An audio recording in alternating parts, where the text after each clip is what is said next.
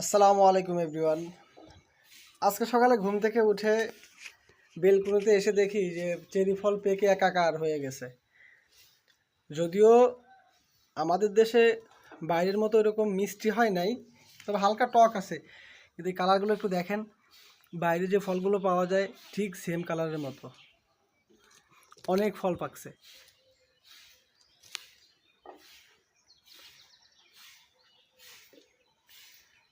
এখন এই ফলগুলো আমি হারভেস্ট করব। নিচে থেকে অলরেডি মেয়ে ভাই হারভেস্ট করা শুরু করছে।